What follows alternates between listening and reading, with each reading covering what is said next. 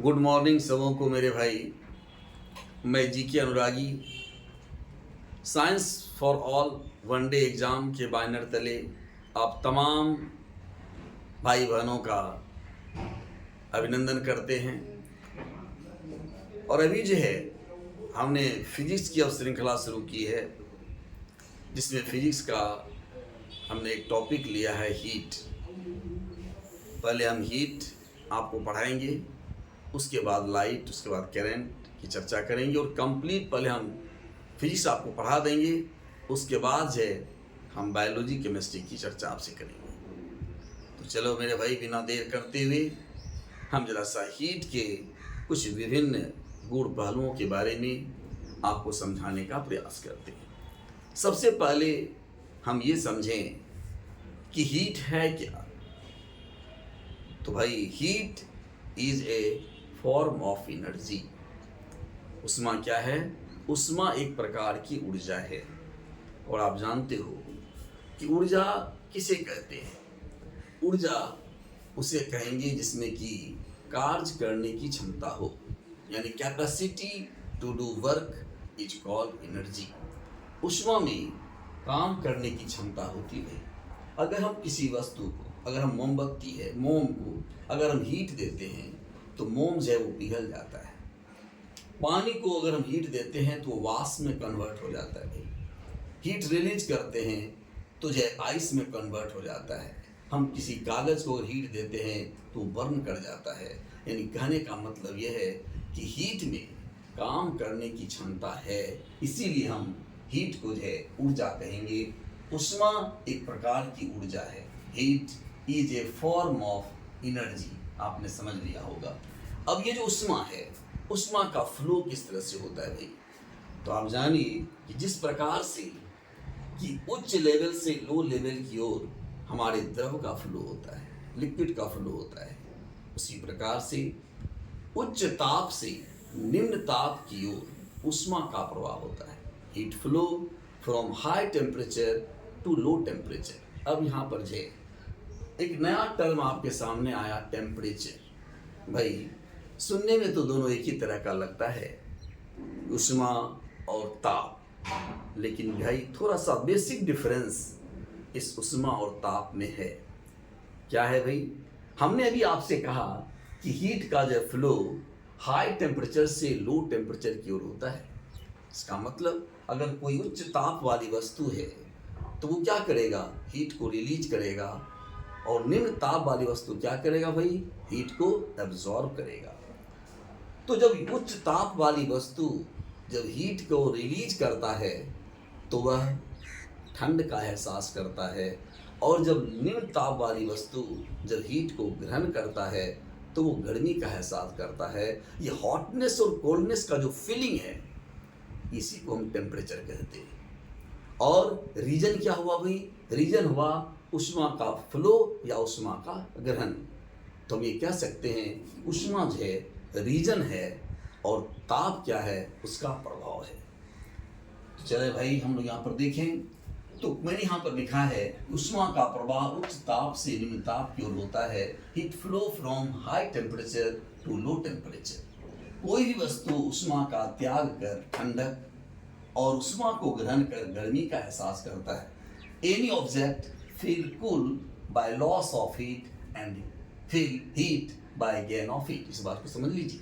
जैसे मान लो मेरे भाई, अगर हमने अपने हाथ पर एक बर्फ का टुकड़ा रखा, हम कैसा फील करेंगे? हम कोल्डनेस का फील करेंगे, ठंडक का एहसास करेंगे। क्यों? क्योंकि बर्फ का जो टेम्परेचर है वो हमारे बॉडी के टेम्परेचर से कम है। हमारे बॉडी का टेम्परेचर कितना है मेरे भाई? आपको पता होगा, लगभग 36.6 डिग्री सी, यानी लगभग 37 डिग्री सी है। और बर्फ का टेम्परेचर क्या है? 0 डिग्री सी है। तो मेरे बॉडी का टेम्परेचर चूंकि ज़्यादा है तो हमारा बॉडी क्या करेगा? उष्मा का त्याग करेगा। और बर्फ क्या करेगा? उष्मा को ग्रहण करेगा।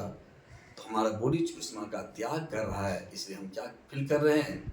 ठंडक फील कर रहे हैं। और अगर मान लिया जाए कि रोड मतलब जो लाल लाल तप्त जो है लोहा का कोई रॉड है, उससे जब हम टच करते छूते हैं हमें गर्मी का एहसास होता है। क्यों?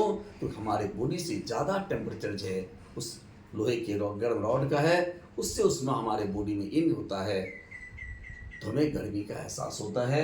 इसी चीज को हमने यहाँ पर लिखा है, any object feels cool by loss of heat and feel hot by gain of heat. यहाँ तक तो बात समझ में आ जानी चाहिए आपको।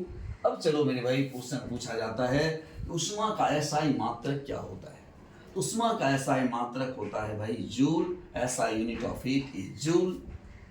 ऊष्मा का सीजियस मात्रक कहलाता है calorie, सीजियस unit of heat is calorie. अब सवाल ये है कि व्हाट इज कैलोरी, कैलोरी क्या है, कैलोरी हम किसको कहेंगे। तो सिंपल सी बात है मेरे भाई, 1 ग्राम शुद्ध जल लीजिए, उसको इतनी ऊष्मा दीजिए कि उसका टेम्परेचर 1 डिग्री सी से क्या हो जाए, राइज हो जाए। उसी को हम कहेंगे, जो उतना हमने दिया उसी को कहते हैं 1 कैलोरी ऊष्मा। देखो मैंने लिखा है कि the amount of heat required to 1 gram of pure water to raise the temperature 1 degree C. 1 gram शुद्ध जल को दी गई ऊष्मा की वह मात्रा जिससे उसके ताप में 1 डिग्री सी का परिवर्तन होता है, 1 कैलोरी कहलाता है। बात समझ में आ गई होगी आपको। 1 ग्राम जल लेना है, कैसा जल लेना है, शुद्ध जल लेना है, उसके टेम्परेचर को 1 डिग्री सी से बढ़ा देना है। जितनी ऊष्मा हमें देनी होगी उसी को हम क्या कहेंगे, 1 कैलोरी ऊष्मा कहेंगे। ठीक है।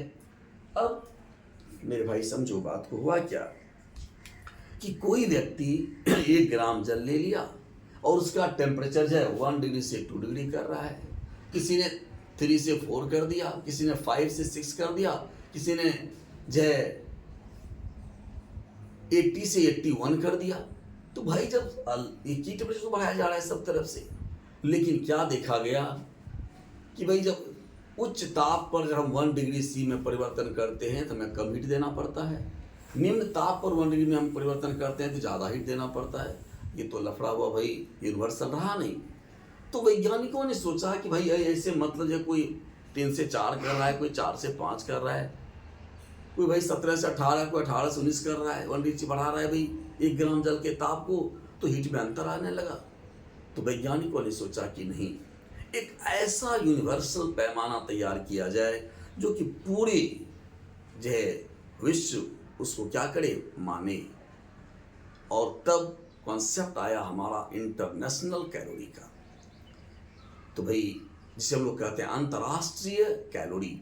अंतर्राष्ट्रीय कैलोरी क्या होता है, अंतर्राष्ट्रीय कैलोरी होता है मेरे भाई कि जब हम 1 ग्राम जल के ताप को 14.5 डिग्री सी से बढ़ाकर 15.5 डिग्री सी करते हैं, यहाँ पर 1 डिग्री सी परिवर्तन कर रहे हैं, लेकिन ये फिक्स कर दिया गया।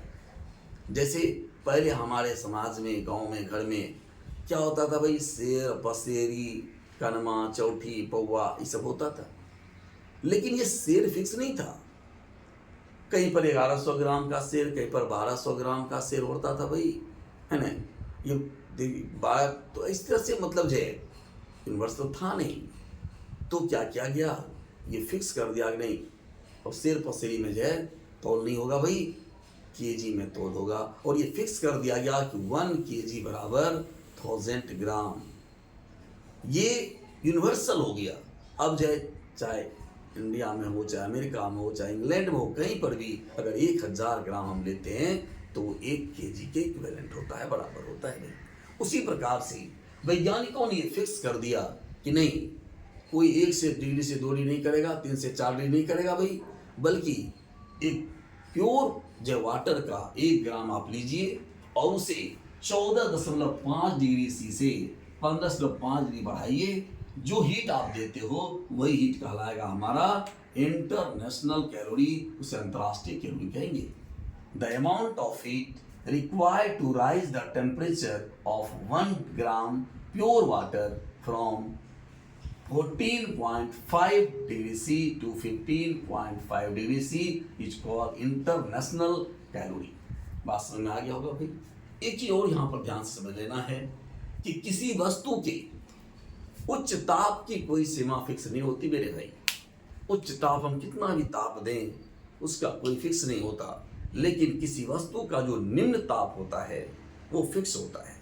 किसी वस्तु का निम्न ताप -273 डिग्री सी से नीचे नहीं हो सकता। याद रखिएगा, किसी वस्तु का निम्न ताप -273 डिग्री सी से नीचे नहीं हो सकता और इसी ताप को कहा जाता है एब्सोल्यूट जीरो या इसी को कहते हैं परम ताप या परम शून्य। एब्सोल्यूट टेम्परेचर बोलो या एब्सोल्यूट जीरो बोलो, है ना, इसी को कहा जाता है भाई। तो आप याद रखेंगे वन परम ताप जो होगा, परम ताप किसको कहेंगे, -273 डिग्री सी बोलिए या उसी को बोलते हैं 0 केल्विन।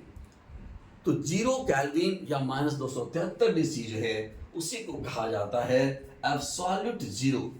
ध्यान रखिएगा, ये बहुत इंपॉर्टेंट क्वेश्चन है और पूछा हुआ क्वेश्चन भी है कि एब्सोल्यूट जीरो का मान क्या होता है भाई, -273 डिग्री सी या 0 केल्विन लिखिएगा।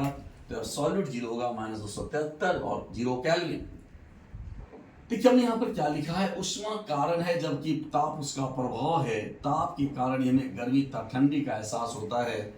तो मैंने ये तो पहले ही आपको समझा दिया भाई कि heat is a reason and temperature is its effect. Due to temperature we feel hotness and coldness. और टेम्परेचर के कारण ही जो है हम लोग हॉटनेस या कोल्डनेस का फीलिंग करते हैं। देखो भाई, इसके बाद हम पढ़ेंगे थर्मोमेट्री। थर्मोमेट्री क्या है? थर्मोमेट्री में किसी वस्तु के ताप की जो मापन करते हैं उसके लिए हम जिस डिवाइस का उपयोग करते हैं वो कहलाता है हमारा थर्मामीटर। और थर्मामीटर के द्वारा ही हम किसी भी बॉडी के टेम्परेचर को मापते हैं। थैंक यू मेरे भाई, आज हम यहीं पर इसको क्लोज करेंगे। नेक्स्ट वीडियो में हम थर्मोमेट्री के बारे में हम आपको बताएंगे। मुझे आशा है कि हमारे सभी भाई बहन को हमारा ये वीडियो समझ में आया होगा, ये सेशन समझ में आया होगा और आप इसे ज़्यादा से ज़्यादा अपने दोस्तों में शेयर करें। थैंक यू, धन्यवाद।